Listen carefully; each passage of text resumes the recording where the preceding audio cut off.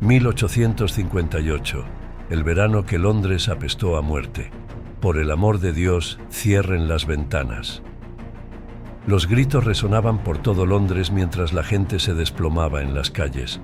El olor era tan brutal que los ciudadanos perdían el conocimiento al salir de sus casas. No era una plaga, no era una guerra, era algo peor. Londres se estaba ahogando en sus propios desechos. Imagina un olor tan devastador que paraliza el gobierno de la nación más poderosa del mundo, tan insoportable que la reina Victoria tuvo que huir de su propio palacio, tan letal que la gente moría solo por respirar cerca del río. Bienvenidos al verano de 1858, cuando Londres se convirtió en el infierno en la tierra. El Támesis, el orgulloso río que había visto nacer el Imperio Británico, ahora era una pesadilla líquida. 250.000 toneladas de desechos flotaban en sus aguas cada día. Los periódicos lo llamaron el Gran Hedor, pero ese nombre no le hace justicia. Era el apocalipsis olfativo. La crisis alcanzó su punto máximo cuando el Parlamento intentó sesionar. Los políticos, esos hombres que controlaban medio mundo, huían mareados de la Cámara de los Comunes. Habían empapado las cortinas en cal y cloro, pero era inútil. El hedor era más poderoso que el Imperio Británico. Si te está gustando esta historia nauseabunda, no olvides darle like y suscribirte. Tenemos muchas más historias oscuras que la historia oficial prefiere mantener enterradas. Pero ¿cómo llegó la ciudad más avanzada del mundo a este punto? La respuesta es una ironía brutal. Fue el progreso el que creó esta pesadilla. Los victorianos, obsesionados con la modernidad, habían instalado miles de sanitarios conectados directamente al río. El símbolo de su civilización se convirtió en el instrumento de su tormento. El calor del verano de 1858 convirtió el Támesis en algo salido de una pesadilla de Dante. Cuando bajaba la marea, kilómetros de lodo tóxico quedaban expuestos al sol abrasador. El hedor era tan denso que la gente juraba que podía verlo. Una niebla oscura que se arrastraba por las calles, matando todo a su paso. Los ricos escapaban en masa. Los pobres bebían esa agua. Sí, lo has oído bien. La misma agua donde flotaban desechos y residuos era la que bebían los más desfavorecidos. Las consecuencias fueron devastadoras. El cólera arrasaba los barrios pobres. Los cuerpos se apilaban en las calles. Y mientras la gente moría por miles, los expertos médicos insistían en que el problema era el mal aire. La realidad era más aterradora. Londres estaba bebiendo su propia destrucción. Solo un hombre, el doctor John Snow, se atrevió a decir la verdad. Demostró que el cólera se transmitía por el agua contaminada. La respuesta de la comunidad médica. Lo trataron como a un loco. Mientras tanto, la muerte seguía acechando en cada gota de agua.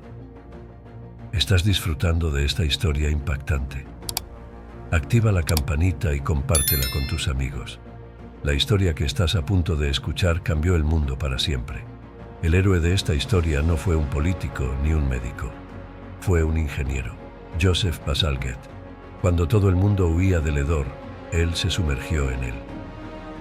Su misión: construir el sistema de alcantarillado más grande que el mundo había visto jamás. Los números son alucinantes. 1.300 kilómetros de túneles, 318 millones de ladrillos. Un proyecto más grande que las pirámides de Egipto. Bazalgette no solo construía alcantarillas, estaba salvando una civilización. Pero aquí viene lo más impactante. Bazalgette calculó el tamaño necesario para los túneles y luego lo duplicó. Construimos para la posteridad, dijo. Esa decisión salvó a Londres un siglo después, cuando la población se multiplicó más allá de toda previsión. Los túneles de Bazalgette eran tan grandes que podía pasar un tren por ellos.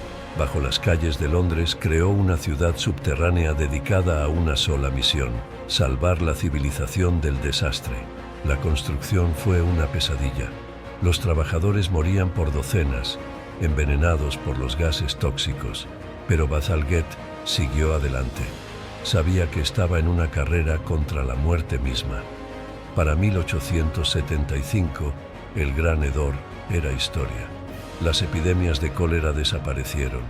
Londres se salvó. Pero el precio fue alto.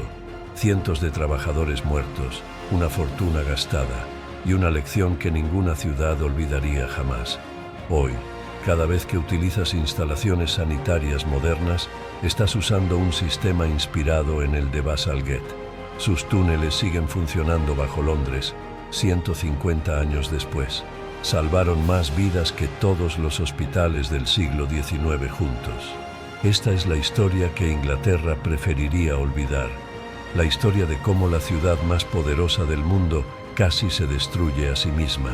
La historia de cómo el progreso sin previsión puede convertirse en una pesadilla pestilente.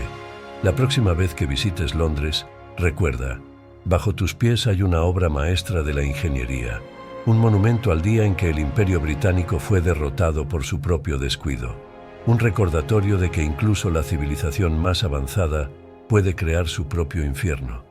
Este fue el verano que Londres apestó a muerte, el verano que nos enseñó que ningún imperio es inmune a sus propios errores, el verano que cambió la historia de la sanidad moderna para siempre. Y mientras Londres hoy presume de ser una ciudad limpia y moderna, bajo sus calles permanece el recuerdo de aquel verano infernal, una advertencia maloliente de que el progreso sin planificación puede convertir cualquier paraíso en un infierno pestilente.